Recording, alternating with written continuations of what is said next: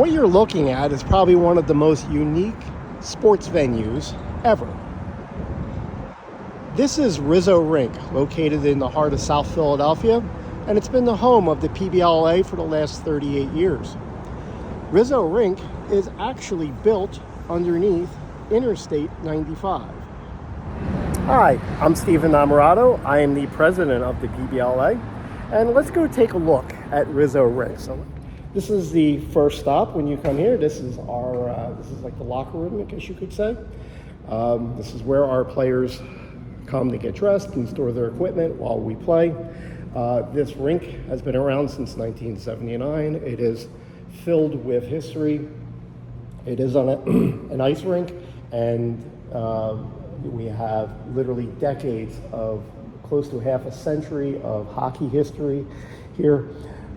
As being a youth league for as well as other events. This facility, besides being just an ice rink, it also does summer camps in the summer. Okay, as we enter into the main rink area, as you can see, the girders above you represent I-95. Interstate 95 is our roof. This rink is literally built from one end, from one side to the other. We go all the way down and then some, a little bit more. This rink is also an ice rink in the winter. We use it, of course, here for the PBLA. And of course, as you can notice, there's a lot of openings all around. All right, we are not fully enclosed here. All right, this rink is obviously very, very much outside.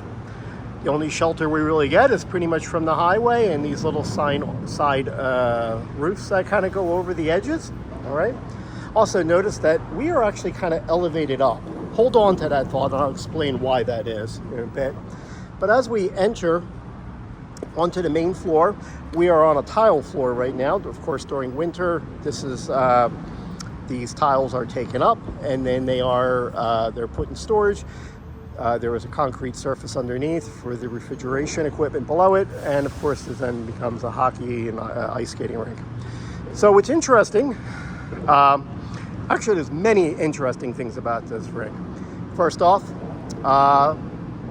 this rink is not full size. It is, it's only, I believe, about 130 feet long, which is about 2/3 the size, or at least the length of an NHL rink. The width is about the same. I think it's off by maybe a foot or so, or a few inches.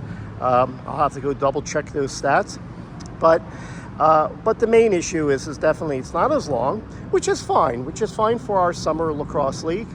We are playing in rather high extreme temperatures. We don't necessarily want to do any more running than we really want to.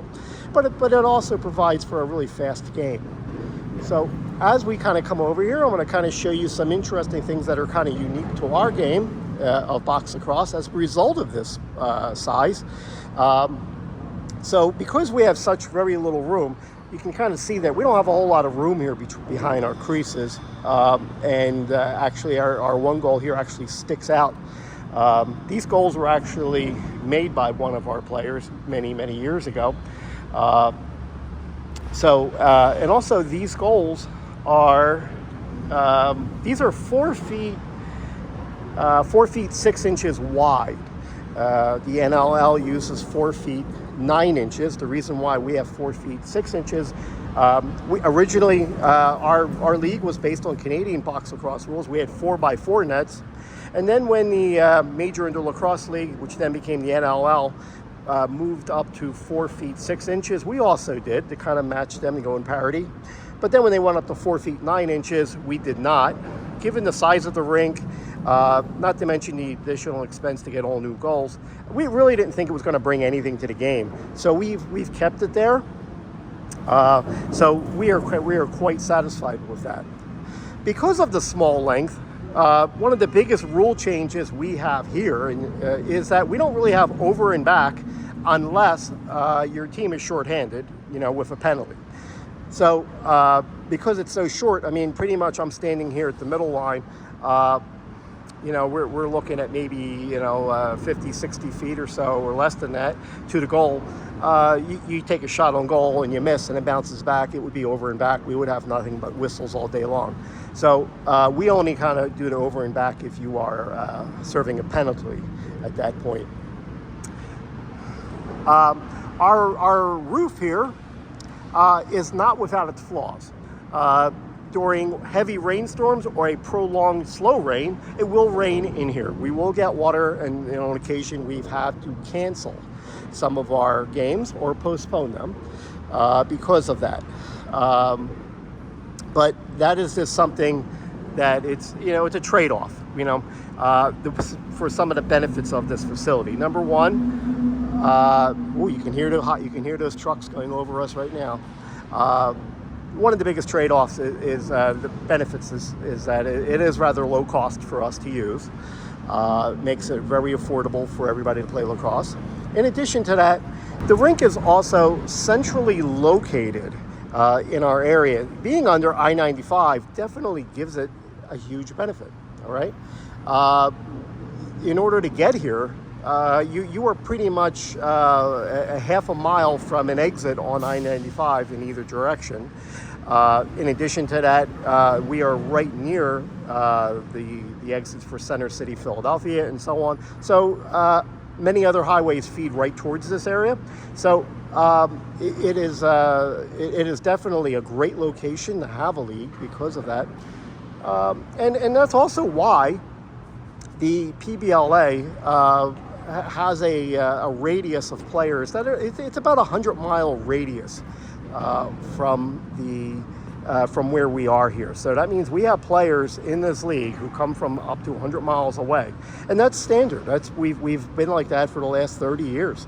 So it's definitely helped us grow in a lot of ways, but it does, of course, have its downsides. Besides the noise, the rain. Unfortunately, we also do have a pigeon problem that does occur as a result from it being outside. So as you can see, we have a nice little guest up there right now. And that causes problems because then we have to clean up and everything before then. As a matter of fact, when I'm actually doing the video for the games, I actually have to have an umbrella over everything. So, but you know what? After all said and done, this place is absolutely historic. And it's been serving the city of Philadelphia for almost half a century. It's been serving our league its entire history. And as a result of that, we still love it. We still love this place, despite its quirks. But let's go take a look at two more quirks. So this is our score booth. All right. So what's so big about this? Well, for no reason, and I've been researching this, but we are in the corner over here. At one time, the score booth was actually in the center. I think somebody just kind of donated this thing, and then they just said, hey, where do you want it? Oh, let's just put it over there. So that kind of makes things a little hard. So our scorekeeper, Colleen, sits here for the game, working the scoreboard. And in order to communicate with the officials, we have walkie-talkies. So if you're watching the games, you see the officials talking into a yellow walkie-talkie. They're speaking to our scorekeeper, calling in the penalties or setting the clock or whatever it is. All right. So it is weird, and I'm not saying we actually like this feature, but it's definitely something unique that is very different from other places you will go to. So anybody who has actually played here at Rizzo Rink, and if you ask them what it's like to play there, I'm sure the first thing they're going to say to you is that it is hot. It is hot, okay? Behind me, as you can see, is one of our high-powered fans. This particular one is actually was purchased by the roller hockey league that's here. We have one that's over back and down in the south end that we purchased over 20 years ago. And we have a mutual agreement with them where we just use each other's fans. But it does get hot here, okay? Because we are still outside. And if it's 95 degrees outside, it's going to be 95 plus in here because we have concrete over us that heats up. So it will cool a little bit in the afternoon and by the evening, but nevertheless, and the airflow is rather limited. Behind me, there's a garage door. We open that up. Combined with the fans, we do what we can. So I mentioned earlier about the fact that the floor is elevated. This is not the original surface that was here, especially when I started playing back in the 1990s. The floor itself was actually replaced. Well, actually, they went over it.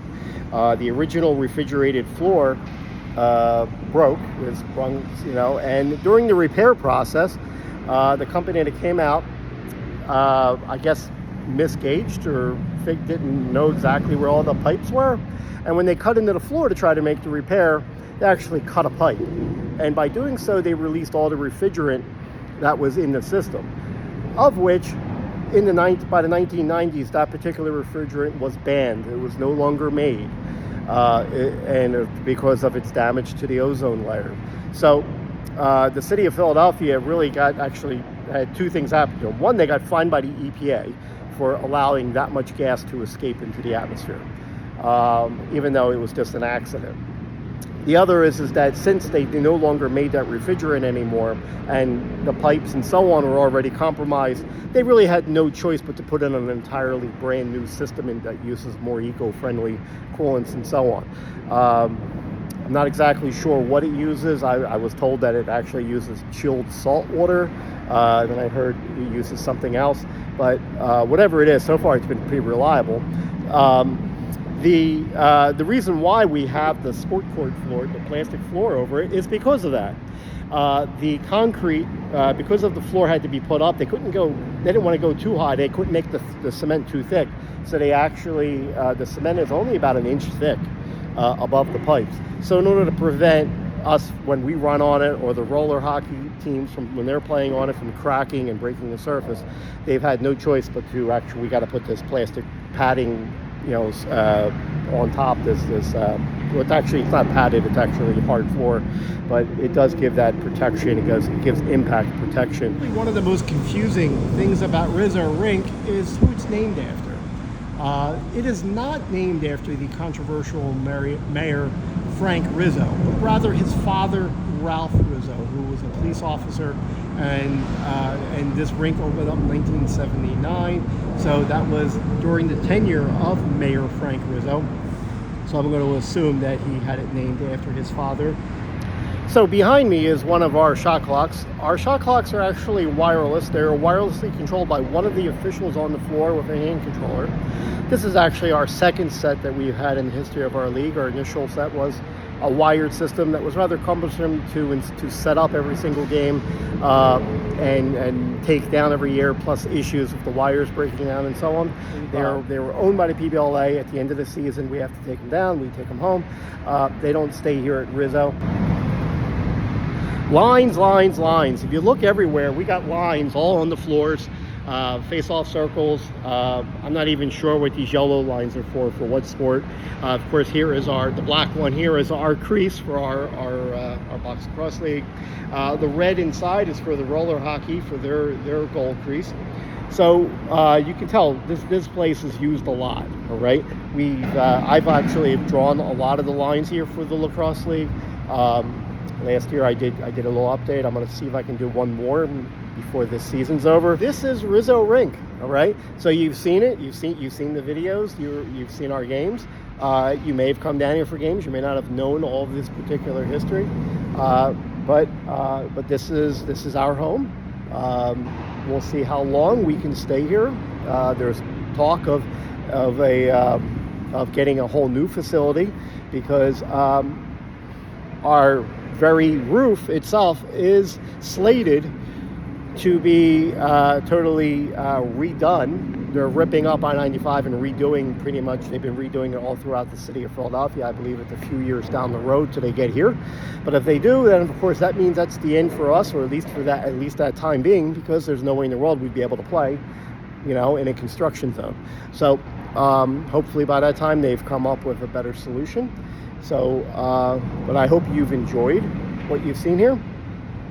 So in the comments, let me know, like, what other facilities like you know of that are rather unique, that are kind of like this, that you've played in, whether it's for lacrosse or something else.